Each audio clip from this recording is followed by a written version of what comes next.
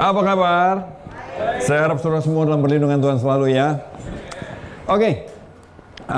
Minggu ini kita belajar tentang justice di sesi di mana kita mau belajar gaya hidup di dalam Kristus, gaya hidup dalam Tuhan. Maka satu yang kita mau belajar tentang justice, keadilan. Oke.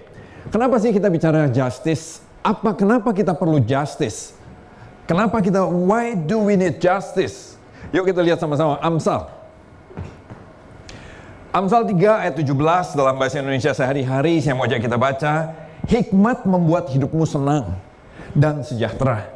Orang yang berpegang teguh pada hikmat akan mengalami hidup yang sejati dan bahagia. Bahasa aslinya bilang nih, hikmat membuat hidupmu diberkati. Senang itu diberkati. Dan sejahtera, shalom, damai. Shalom itu bukan sekedar salaman, seperti kalau saudara masuk shalom, apa kabar, shalom, apa shalom bukan ini. Shalom itu artinya apa? Nanti kita akan belajar. Shalom itu sejahtera. Seperti apa sih yang dimaksud dengan shalom? Nanti kita akan belajar. Orang yang berpegang teguh pada hikmat akan mengalami hidup yang sejati dan diberkati. Semua orang itu saudara dan saya, kita pengen hidup senang, kita pengen sejahtera, amin. Kita pengen diberkati, kita pengen hidup dalam shalom, damai. Semua mau begitu ya? Betul? Ada yang saya nggak mau kak, gitu. Nggak, semua kita mau. Apa yang dimaksud dengan diberkati? Apa yang dimaksud dengan shalom? Yang dimaksud dengan diberkati dan shalom adalah begini. Waktu segala sesuatu dalam hidup kita berjalan seperti apa yang Tuhan mau sebetulnya. Yang Tuhan rencanakan dari awal. Itu yang dimaksud dengan diberkati dan shalom. Diberkati bukan berarti saya bisa beri mobil sport. Diberkati bukan berarti saya jadi konglomerat. Diberkati adalah begini, kita bisa hidup harmonis dalam segala sesuatu hidup kita. Mungkin nggak punya mobil sport, tapi semuanya berjalan sesuai dengan rencana Allah. Itu diberkati. Diberkati mungkin saudara bukan jadi konglomerat. Shalom bukan berarti saudara jadi konglomerat, tapi saudara bisa berjalan dalam rencana Tuhan dan saudara bisa menikmati semuanya di dalam Tuhan. Itu diberkati, itu shalom. Makanya Alkitab bilang begini, Amsal 3 ayat 17 dalam BIMK ya, bahasa Indonesia masa kini, bahasa Indonesia sehari-hari. Dengan hikmat Tuhan menciptakan bumi. Dengan akal budinya dia membentangkan langit di tempatnya. Dengan pengetahuannya dia membuat sumber-sumber air di bawah tanah, pecah dan mengalirkan airnya, serta awan di langit mencurahkan air ke bumi. Dengan kata lain apa? Tuhan sebetulnya membuat dunia ini, Tuhan membuat semesta ini sebetulnya dari sejak semula itu diberkati dan shalom. Apa itu? Artinya gini, semua hidup dalam harmoni. Ini shalom. Saudara lihat alam semesta, ini baru satu galaksi loh saudara. Di dalam semesta ini ada puluhan ribu galaksi. Jadi yang kayak bumi gini ada, saudara baca, ngerti lah ya soal semesta. Galaksi gini aja buminya udah nggak kelihatan saudara. Apalagi ada puluhan ribu, banyak sekali. Tapi lihat gini, sebetulnya semua bisa berjalan dengan baik. Kebayang kalau nggak ada harmoni, semua udah hancur dari dulu-dulu. Ini udah berjalan jutaan, miliar tahun mungkin. Tapi semua tetap berjalan dengan baik. Ya kan? Mungkin ada yang ini, tapi semua dibuat dengan seimbang, dengan baik. Itu sebetulnya rencana Tuhan. Nah ini loh yang dimaksud dengan shalom. Semua berjalan pada tempatnya, semua berjalan dengan baik, sesuai dengan rencana Tuhan. Amin. Nah begitu juga dengan tubuh manusia. Nah ini tubuh manusia. Sudah tahu? Badan kita, semua waktu semua berjalan dengan baik, maka itu harmonis. Dan waktu harmonis itulah yang dimaksud shalom. Coba kebayang begitu kita mulai nggak harmonis, dosa merusak ini semua, dosa mulai merusak segala sesuatu dalam hidup kita, termasuk tubuh kita. Makanya tubuh kita, saudara tinggal tunggu waktu, amin. Saudara masih muda sekarang, tapi tinggal tunggu waktu, saudara akan mengalami makin lama makin tua. Semua badan ini makin lama makin kacau. Tadinya lari pagi nggak apa-apa, wah jogging bisa olahraga. Lama-lama lutut mulai sakit-sakit, ya kan? Lutut mulai sakit-sakit, mulai menua. Begitu juga lihat ini, usus mulai ngaco. Saudara, tadinya makan nggak apa-apa, sekarang makan dikit mulai, waduh sakitnya. Lihat, waktu harmoni terganggu, kehidupan damai saudara terganggu. Saudara nggak damai lagi. Aduh, gue pengen makan ini nggak bisa, begitu kan? Gue pengen, semua sakit, mulai semua sakit dan kacau balau. Dosa merusak semuanya. Harusnya nggak ada sakit penyakit, tapi karena dosa tubuh manusia jadi rentan, tubuh manusia jadi sangat mudah hancur, bahkan akan hancur. Saudara setuju itu? Saya pernah muda seperti kalian, ya kan, sekarang aja masih kelihatan muda sekali gitu kan ya. Tapi sekarang saya udah umur 50, aduh saudara, mulai kerasa. Dulu saya setir, saya dulu pelayanan tuh ya, pulang pergi, antar kota, antar provinsi, oke aja. Nyampe rumah jam 3, nyampe rumah jam 4, besok pagi langsung pelayanan lagi, oke aja. Sekarang nyetir antar kota lewat jam 9 aja ngantuk saudara. Pasti mendingan nginep, mendingan tidur. Kenapa? Di tol tuh udah mulai hilang baik. Kenapa? Karena badan menua. Badan mulai menurun semuanya. Mata sekarang dulu tuh saya paling bangga saya jago parkir. Saya kalau mundur, saudara nyetir mobil mundur, nggak usah lihat-lihat belakang, lihat spionnya, set bisa. Sekarang parkir aja miring terus saudara. Matanya mulai plus. Ya kan, matanya mulai plus. Jadi saya udah lurusin. Pas keluar, miring deh. Ah, ini gimana sih? Kenapa? Karena mata mulai rusak. Badan saya mulai nggak harmonis lagi. Dan di situ saya terus terang merasa terganggu. Kacamata sebentar harus buka, sebentar harus pakai. Ya kan, harusnya. Kenapa? Karena nggak harmonis lagi. Dan dosa merusak semuanya sampai kita mulai kehilangan shalom. Kenapa kita perlu shalom? Kenapa semua orang perlu shalom? Karena kita semua ingin hidup diberkati dan sejahtera. Yang setuju katakan amin. Kenapa kita perlu justice? Karena kita mau hidup dalam shalom. Kita mau shalom, harmony in everything. Itu shalom. Jadi kalau saudara bilang salaman shalom, maksudnya gini, semoga hidupmu harmonis ya dalam segala sesuatu. Itu maksudnya salam shalom, bukan apa kabar, bukan. Shalom, terus saudara balas shalom, ya kan? Artinya gini, kita semua pengen harmoni in everything. Yang setuju kata amin. Sekali lagi, dosa dan ketidakadilan merusak shalomnya Tuhan. Dosa dan ketidakadilan merusak shalomnya Tuhan. Bukan cuma dalam badan, bukan cuma dalam alam semesta, bencana terjadi di sini, bencana terjadi di situ, tapi juga dengan hubungan dengan Tuhan. Dosa merusak tadinya manusia hubungan sama Tuhan tuh bisa akrab. Alkitab bilang Adam dan Hawa jalan-jalan sama Tuhan. Bayangin, jalan-jalan sama Tuhan, menikmati ngobrol sama Tuhan tuh langsung. Nggak perlu susah-susah. Sekarang kita nungging-nungging, suka tetap aja rasanya kok nggak bisa ngobrol sama Tuhan ya. Doa kayak ngomong sama tembok, yang pernah rasa gitu katakan amin. Ya kan? Baca Alkitab nggak ngerti-ngerti, nggak menarik. Bahkan buat beberapa orang Alkitab seperti obat tidur yang paling manjur. Aduh nggak bisa tidur, baca Alkitab. Baru satu kalimat, obat tidur yang luar biasa. Tapi itu dosa merusak shalomnya Tuhan. Hubungan dengan Tuhan rusak. Hubungan keluarga rusak. Harusnya di keluarga diberkati dan shalom. Itu justice. Amin. Harusnya di keluarga, papa mama nggak ribut. Papa mama nggak perlu pisah. Nggak perlu ada orang ketiga. Orang tua anak hubungan baik. Itu justice. Itu harmony in everything. Itu shalom. Amin. Kita bisa ngobrol sama papa, sama mama dengan enak. Sama kakak, sama adik dengan enak. Itu harusnya yang Tuhan mau kan. Di keluarga juga.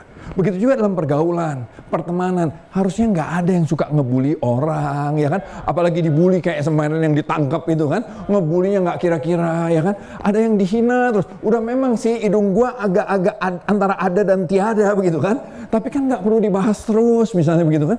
Tapi disitulah waktu dosa membuat manusia suka berbuat jahat sama yang lain. Dosa membuat kita suka menghina yang lain.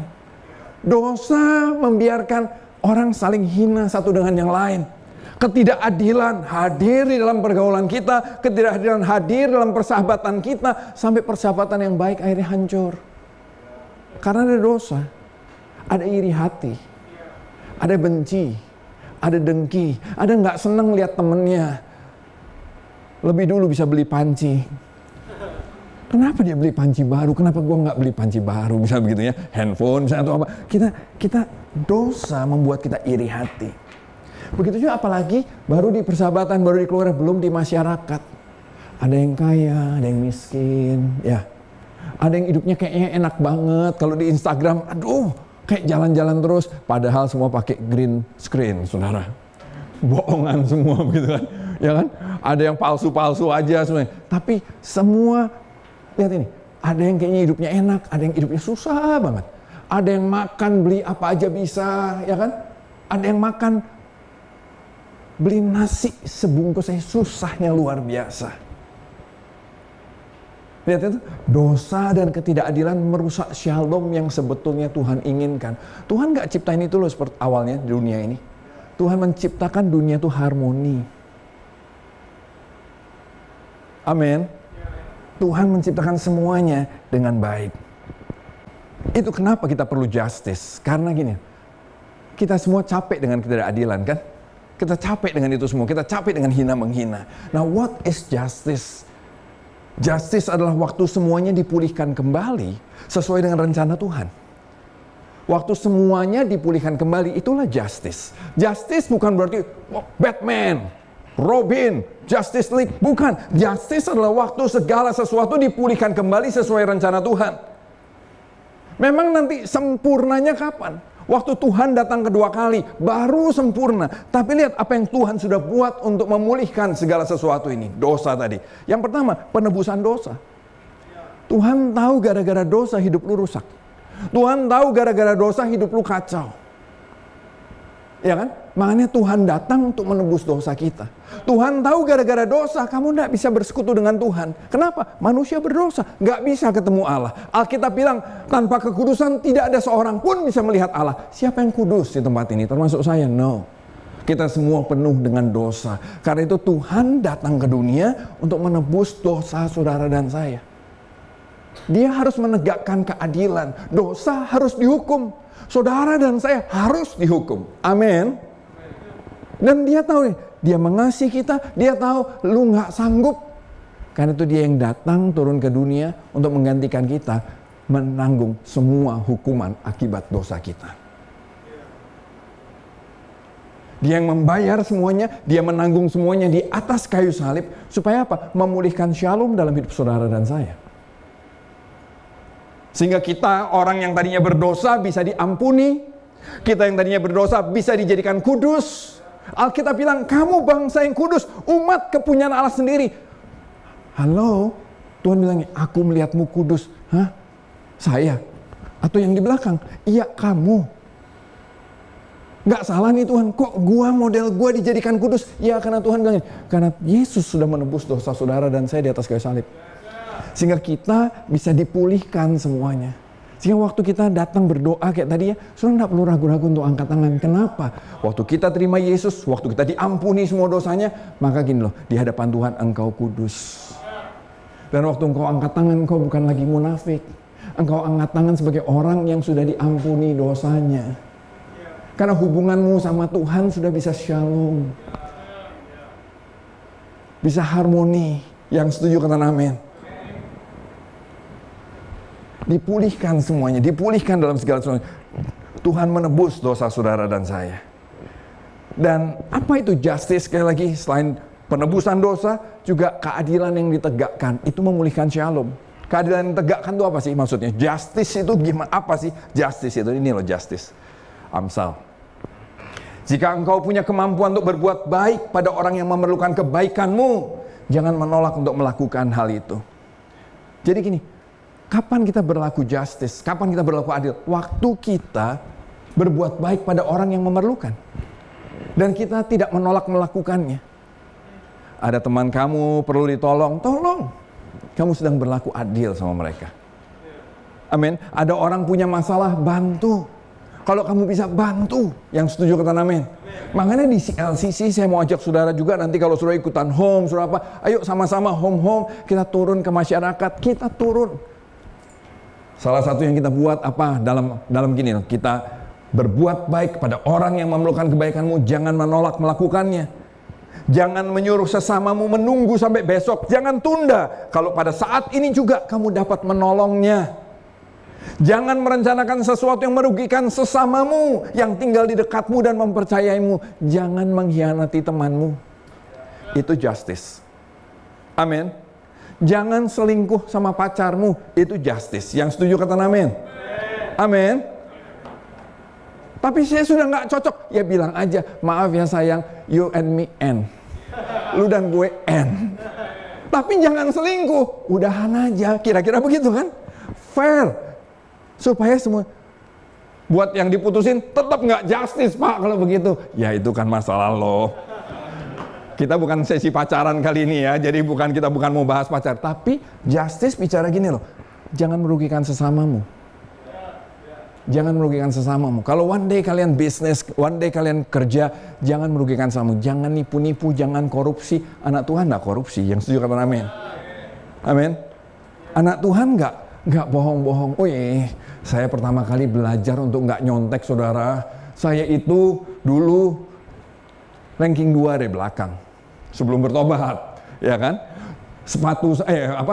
Tas saya isinya sepatu bola besar, tapi nggak bawa buku sepatu bola. Buku cuma satu, namanya buku serbaguna. Jadi segala sesuatu saya tulis itu. Kalau kumpulin tugas gimana? Kumpulin tugas punya teman, saya kumpulin. Saya minta dari kelas lain, saya kumpulin semuanya. Pokoknya cari akal bisa. Kalau ulangan, saya nyontek selalu, nggak pernah nggak nyontek. Kalau nyontek hari ini dapat nilai 9. Saya mikir gini, wah nyontek nilai 8, karena kan nyontek sama orang pinter dong, jangan nyontek sama orang yang nilai 4, saudara. Ya kan? Nah, waktu saya nyontek, saya misalnya dapat 8, supaya saya rata-rata tetap 6 atau 9, nanti kalau saya dapat 3, saya tetap naik kelas, kira-kira saya tetap rata-rata 6. Kira-kira kalau cuma untung-untungan, tebak kancing, ya kan? Nilai 3 bisa nggak? Bisa, saya nggak belajar lagi.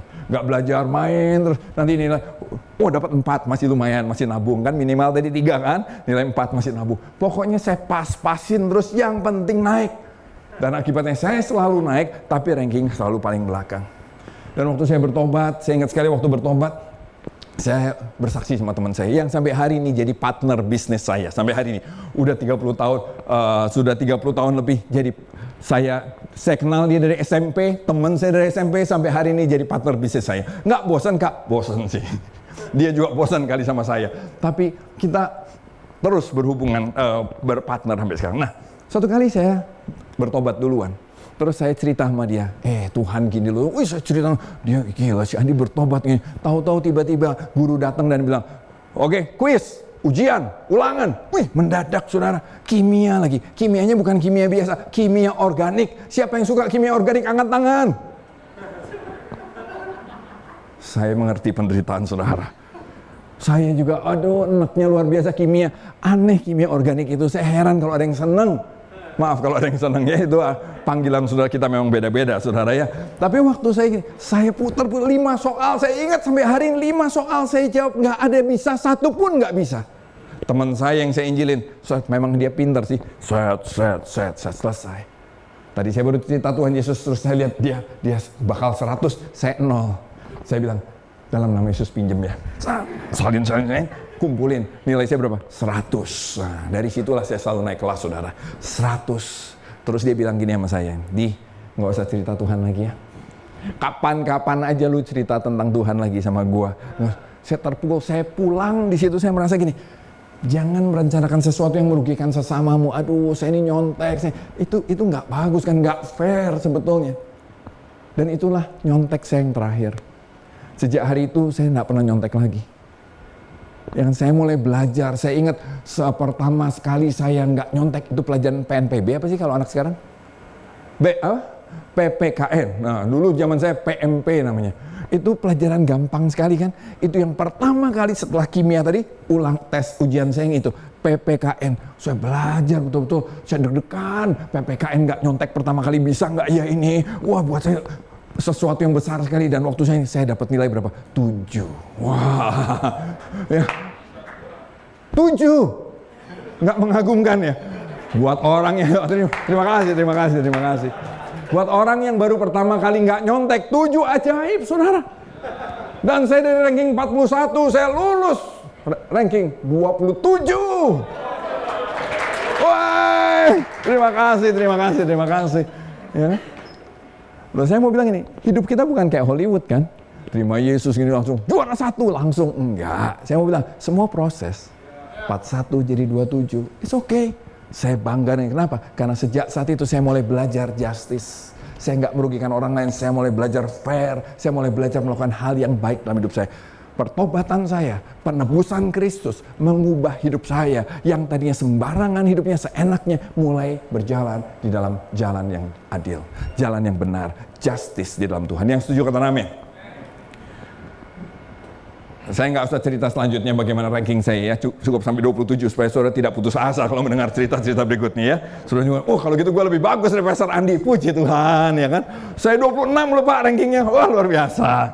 Karena betul, bukan soal harus juara satu, tapi soal bagaimana Tuhan memulihkan hidup saudara dan saya, itu justice, ya kan? Nah, berbuat baik pada orang yang memerlukan kebaikanmu, ya kan? Jangan menunggu sampai besok. Nah, lihat ini, Amsal 3 ayat 27 sampai selanjutnya bilang apa? Jangan bertengkar tanpa sebab dengan seseorang yang tidak pernah berbuat jahat kepadamu. Bertengkar tanpa sebab. Kenapa? Oh, berikutnya ayatnya menjelaskan, jangan iri terhadap orang yang menggunakan kekerasan. Jangan meniru tingkah laku mereka, sebab Tuhan membenci orang yang berbuat jahat, tapi Dia akrab dengan orang yang lurus hidupnya. Yang setuju kata amin. Setelah Tuhan menebus buat hidup kita, yuk belajar jangan bertengkar tanpa sebab dengan orang yang tidak pernah berbuat jahat kepadamu. Tanpa sebab maksudnya apa? Berarti kalau ada sebab boleh bertengkar ya? Ya boleh. Maksudnya gini, anak Tuhan bukan berarti terus nggak bisa membela diri. Bela diri kalau itu benar. Kalau dia berbuat jahat padamu, bela diri. Yang setuju kata amin. Tapi jangan suka bertengkar. Kenapa? Jangan suka bertengkar sama orang yang tidak pernah berbuat jahat kepadamu. Gini loh, kadang-kadang kita iri, kita nggak suka, kita semua menghakimi, kita gayanya aja, kita nggak suka gayanya, akibatnya kita cela dia. Itu yang Tuhan bilang, jangan bertengkar tanpa sebab. Dia nggak bikin salah, dia nggak bikin apa, cuma kamu iri hati sama dia, bertengkar. Justice bicara, apa itu justice? Justice bicara jangan bertengkar. Justice bicara berbuat baik pada sesamamu. Justice bicara jangan menunda untuk menolong orang lain. Justice bicara jangan bertengkar, jangan iri. Makanya tadi saya bilang, ayo home, kalau saudara ikut home, ayo sama-sama yuk. Kita turun sama-sama untuk kita belajar menyatakan keadilan di kota ini. Caranya gimana? Kita turun ke masyarakat, ada banyak kita lakuin banyak hal. Salah satu yang kita buat adalah kita turun ke Rusunawa di kota di daerah Bandung ini. Rusunawa itu apa sih? Rumah susun, di mana itu semua di sana diperuntukkan buat teman-teman yang kurang beruntung. Jadi di sana sebulan bayar 100.000 sebulan. Tujuannya apa? Supaya orang-orang itu bisa nabung, terus nanti bisa beli rumah sederhana. Mereka cuma boleh tinggal di sana 5 tahun. Setelah 5 tahun harusnya udah punya tabungan, yuk gantian, yang lain yang kurang beruntung masuk. Pemerintah bagus sekali idenya. Nah cuma sayangnya, suka kan, idenya bagus, dananya kurang bagus. Idenya bagus, dananya hilang. Jadi harusnya sambil 5 tahun di sana mereka tuh diajar gimana hidup suami istri yang baik, gimana ngasuh anak yang baik, gimana mendidik ini, gimana banyak hal diajar skill kehidupan supaya 5 tahun di sana hidup mereka jauh lebih baik. Tapi karena dananya nggak jelas kemana, akibatnya nggak terjadi itu. Nah, kita sebagai anak-anak Tuhan kita perlu turun. Kita CLCC kita turun ke sana, kita belajar. Pertama turun, mereka curiganya luar biasa. Kristenisasi nih pasti, Kristenisasi. Kita mau aja ngomong kayak menghindar, nggak mau. Pokoknya suasana nggak enak gitu saudara. Awal-awal, sekali, 2 kali, 3 kali, makin lama. Sekarang apa yang terjadi? Kita lagi jalan, malah mereka nguber kita. Tadinya kita deketin mereka menjauh, sekarang kita mau pulang, mereka nguber. Boleh nggak ngobrol lagi Bu? Boleh nggak ngobrol lagi Pak? Mereka ngobrol, mereka cerita kehidupan mereka. Ada yang sampai nangis, ada yang begini, ada yang begitu. Dan mereka mulai deket. Waktu terakhir, acara yang kita terus bikin ya. Kejadian yang terakhir, waktu difoto bersama sampai kepalanya bilang ini, Pak Andi bagus ya.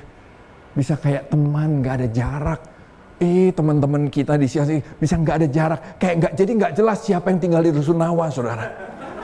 Oh iya, jadi kayaknya ini anak-anak CLCC kayaknya tinggal di Rusunawa semua. Karena akrab sekali dan menyenangkan sekali. Sampai kepala Rusunawanya juga bilang, saya juga mau konseling. Bu, saya mau konseling Pak. Mereka pengen cerita sama kita. Mereka mulai terbuka. Kenapa? Karena kita mulai belajar tidak menunda-nunda untuk berbuat baik sama orang. Amin. Amin. Mau ikutan? Ayo sama-sama, karena kita kurang tenaga, saudara. Kita kurang tenaga, ayo sama-sama. Pak, saya cuma kalau bantu sekali-kali tapi nggak lanjut gimana? Nggak apa-apa, yang penting bantu dulu. Mudah-mudahan lanjut. Nggak lanjut, minimal kamu punya pengalaman pribadi untuk bersama-sama menyatakan keadilan di tengah-tengah dunia ini. Amin. Menyatakan justice yang daripada Allah. Karena apa? Karena who does justice? Siapa yang mengerjakan justice? Kita, anak-anak Allah. Kita yang perlu menyatakan keadilan di tengah-tengah masyarakat yang udah nggak adil ini. Kita yang perlu menyatakan keadilan di kampus, di mana yang sudah nggak adil ini. Kita yang harus menyatakan keadilan di pergaulan, di kota yang udah jelas ngaco ini. Kalau anak Tuhan juga nggak melakukan itu, nggak ada harapan buat dunia. Kenapa kita bisa melakukan itu? Karena Tuhan sudah menebus kita duluan. Tuhan sudah memulihkan shalom dalam hati kita dulu. Kenapa kamu bisa bawa damai buat orang lain? Karena Tuhan sudah membawa damai itu dalam hati kamu dulu. Amin. Amin. Who does justice? Amsal bilang begini. Kota itu semarak, kota itu seru sekali, kota itu berpesta jika orang jujur mendapat rezeki. Kota senang kalau orang baik itu mendapat rezeki. Amin. Rakyat bersorak-sorai jika orang jahat mati. Setuju? Mati juga yang jahat tuh. Rasain lo begitu. Restu orang jujur memperindah kota. Ini puitis kali ini. Amsal tuh puisi. Perkataan orang jahat merusaknya. Kenapa kota senang orang jujur? Hidupnya maju, hidupnya diberkati, hidupnya shalom. Karena orang jujur memperindah kota.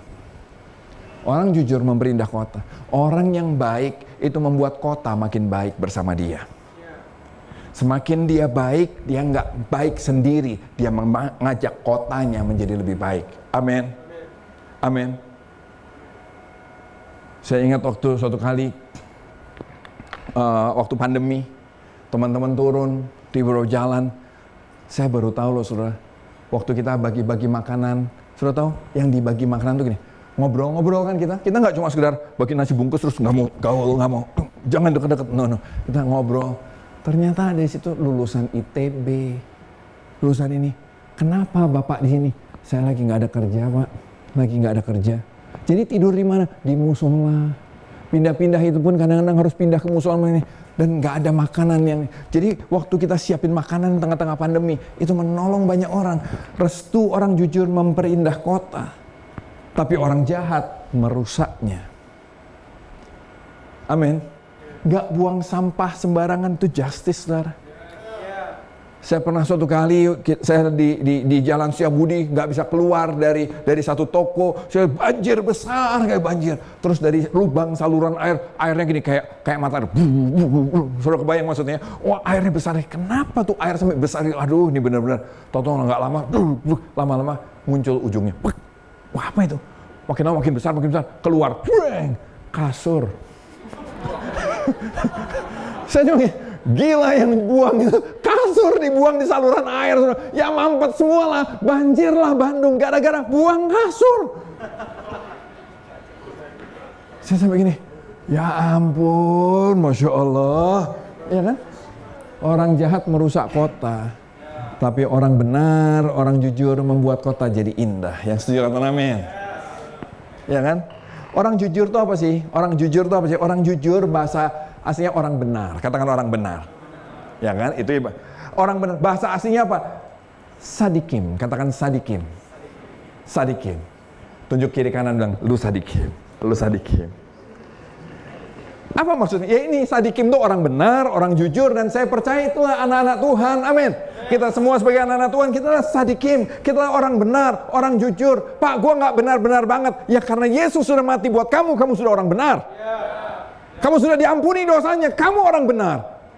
Jangan ragu-ragu, siapa orang kudus di sini? Ragu-ragu angkat tangan. Kenapa? Saya nggak pernah ke Kudus, Pak. Bukan itu maksudnya. Maksudnya orang kudus lagi. Saudara sudah diampuni Tuhan. Saudara sudah jadi benar. Saudara orang jujur. Nah, panggilan Tuhan buat kita orang-orang benar, buat kita anak-anak yang sudah dibenarkan Tuhan. Panggilan Tuhan apa? Untuk menyatakan shalom, memulihkan shalom dan memulihkan harmoni yang sudah rusak tadi. Alam rusak kenapa? Orang jahat buang sampah sembarangan. Alam rusak karena begini begitu. Tapi kita orang benar memulihkan shalom. Alam rusak karena teman mengkhianati teman. Alam rusak karena pacar selingkuh sama pacar, semuanya. Tapi orang benar memperbaiki shalom.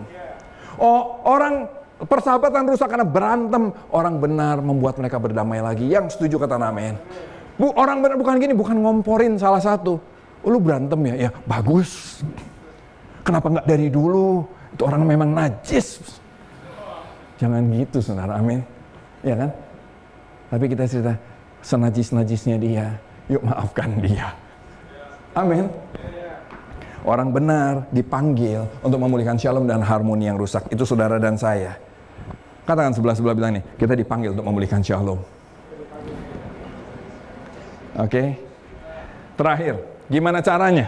How can we do justice? Bagaimana caranya kita menyatakan kebenaran, keadilan Tuhan? Sekali lagi Amsal, kita banyak belajar dari Amsal kali ini. Amsal 14 ayat 31. Siapa berbuat baik pada orang miskin, menghormati Allahnya. Terjemahannya begini loh, terjemahan bebas nih. Kalau kamu mengenal Allah kamu akan baik berbuat baik sama orang yang membutuhkan.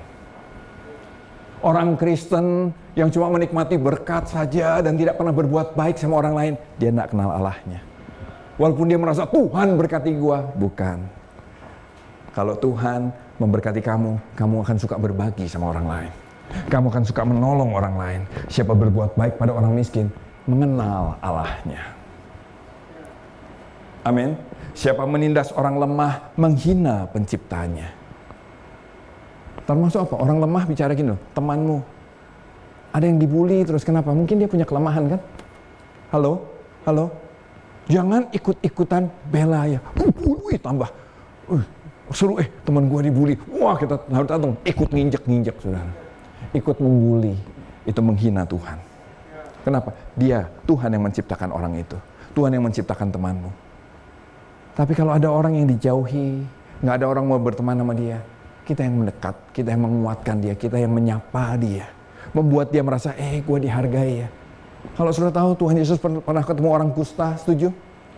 Pernah ketemu orang kusta di Alkitab? Pernah baca Alkitab nggak? Bertobatlah yang tidak pernah baca Alkitab. Yang ketemu orang kusta. Orang zaman dulu kalau ketemu orang kusta nggak mau ketemu loh, saudara. Gini, kusta. Langsung orang kustanya juga harus teriak-teriak kusta, kusta gitu. Supaya orang najis. Orang, najis lah. Tapi Tuhan Yesus waktu ada orang kusta, Tuhan sembuhkan saya. Tuhan Yesus bukan cuma mendoakan dari jauh. Sembuh dalam nama Yesus. Tuhan Yesus, kan Tuhan Yesus yang nggak dalam nama Tuhan Yesus. Sembuh, enggak. Salah. Tuhan nggak dari jauh, tapi Tuhan deketin dia. Alkitab bilang, Tuhan sentuh dia. Terus dia bilang, tahirlah kamu. Orang kusta itu nggak cuma disembuhkan fisiknya. Orang kusta disembuhkan hatinya. Karena sekian tahun nggak pernah ada orang mau sentuh dia. Tuhan sentuh dia. Waktu ada perempuan ketangkep berbuat zina, berdosa, orang ditaruh di depan umum, ayo lempar batu. Tuhan cuma bilang nih, yang nggak pernah berdosa lempar duluan. Orang udah pegang batu mau lempar, nggak berdosa lempar duluan. Wah, gua ada dosa, semua ada dosa dan semua pergi. Waktu semua pergi, Tuhan tanya sama perempuan ini, ada yang menghukum kamu? Enggak. Aku pun, kata Tuhan, aku pun Tuhan tidak menghukum kamu. Wah, itu menyembuhkan hati orang. Orang yang lemah bukan ditindas, orang yang lemah dikuatkan untuk dia bisa berdiri lagi. Amin. Orang yang kondisinya tidak beruntung bukan ditindas, tapi yuk kita berbuat baik supaya dia menjadi lebih baik. Itu panggilan kita sebagai gereja. Dan saya mau ajak sekali lagi, kalau saudara ada ditempatkan di CLCC, ayo sama-sama, jangan cuma jadi jemaat, yuk sama-sama turun memberkati teman-teman kita yang kurang beruntung di luar sana. Amin. Amsal 19 ayat 17, menolong orang miskin sama seperti memberi pinjaman pada Tuhan. Nanti Tuhan akan membalas. Kalau kita menolong orang miskin, Tuhan tuh kayak gini. Lu ya, gua nggak akan lupa, kira-kira gitu. Walaupun maksudnya gini loh, bukan berarti kita transaksional. Tapi gini, Tuhan mengasihi kita. Tuhan akan, orang yang dikasihi Tuhan, kita akan berbuat baik menolong orang miskin. Yang setuju kata amin. Saya tutup dengan ayat ini, minta maaf waktunya saya lewat dikitnya. Matius 25 ayat 31-40. How can we do justice? Bagaimana caranya? Alkitab bilang ini. Apabila anak manusia, Yesus datang sebagai raja, diiringi semua malaikatnya. Nanti dia akan datang kedua kali. Tuhan akan datang kedua kali sebagai raja. Dia akan duduk di atas tahtanya untuk mengadili seluruh dunia ini. Dia akan duduk di atas tahtanya yang mulia. Segala bangsa akan dikumpulkan di hadapannya. Lalu dia akan memisahkan mereka jadi dua kumpulan. Seperti gembala memisahkan domba dari kambing. Ini domba atau kambing? Oh, dari rambutnya domba. Ini kami. Orang-orang yang melakukan kehendak Allah akan dikumpulkan di sebelah kanan, yang lain di sebelah kiri. Ayat berikutnya bilang nih, kemudian raja itu berkata kepada yang di sebelah kanan, marilah kalian yang diberkati oleh Bapakku. Ini maksudnya Tuhan akan membayar lunas semua yang kita kan, dia akan mengingat kita dalam kekekalan. Marilah kalian yang diberkati oleh Bapakku, masuklah dalam kerajaan yang disediakan bagimu sejak permulaan dunia. Sebab pada waktu aku lapar, kata Tuhan, kalian memberi aku makan. Pada waktu aku haus, kalian memberi aku minum. Ketika aku orang asing, sendiri, nggak ada yang menemani, kalian menerima aku di rumahmu. Waktu aku tidak berpakaian, kalian memberikan aku pakaian. Ketika aku sakit, kalian merawat aku. Waktu aku di penjara, kalian menolong aku. Lalu orang-orang itu berkata kepada Tuhan, Tuhan, kapan kami pernah melihat Tuhan lapar, lalu kami memberi Tuhan makan? Atau haus, lalu kami memberi Tuhan minum? Kapan kami pernah melihat Tuhan sebagai orang asing, lalu kami menyambut Tuhan ke dalam rumah kami? Kapan Tuhan pernah tidak berpakaian, lalu kami memberi Tuhan pakaian? Kapan kami pernah melihat Tuhan sakit atau di penjara, lalu kami menolong Tuhan? Raja itu akan menjawab katanya, ketahuilah, waktu kalian melakukan hal itu kepada salah seorang saudaraku yang paling hina ini, yang terhina ini, yang terbuang ini, yang tertolak ini, berarti kalian melakukannya kepadaku. Amin. Waktu saudara sedang melakukan perbuatan baik, saudara melakukan perbuatan, jangan transaksional. Saya lakukan ini supaya Tuhan berkati, bukan. Tapi kita lakukan itu, kita lakukan. Kenapa kita lakukan itu? Karena sebetulnya kita kan sudah diampuni duluan. Harusnya kita nih yang dihukum, harusnya saudara binasa, harusnya engkau nggak layak, harusnya engkau hancur, binasa. Tapi Tuhan turun buat kita, Tuhan mati buat kita, kita ditebus, diampuni. Sampai kita hari ini bisa dibilang sebagai anak Allah. Engkau bisa dipulihkan sama Tuhan. Doamu tuh pasti didengar Tuhan loh. Tuhan pasti bicara sama kamu loh. Kenapa? Kamu anaknya. Tuhan yang udah lebih dulu melakukan semuanya sama kita. Yuk kita melakukan itu sama orang lain. Tapi mereka Pak suka menyiksa orang Kristen. Gereja-gereja ditutupin, gereja-gereja dibakarin. Saudara pun suka jahat sama Tuhan. Tuhan kan ampuni kita. Yang setuju kan amin? Tuhan sudah ampuni kita dulu. Yuk kita juga mengampuni orang yang jahat sama kita. Itulah doing justice. Itulah justice. Dan saya harap saudara mau belajar dari ciri Tuhan Yesus ini. Tuhan Yesus orang berdosa menyalibkan dia. Di atas kayu salib dia bilang, Bapa ampuni mereka. Sebab mereka tidak tahu apa yang mereka kerjakan. Saya berdoa supaya yuk sama-sama kita belajar melakukan justice dalam hidup saudara dan saya. Yang setuju katakan amin. Tuhan berkati.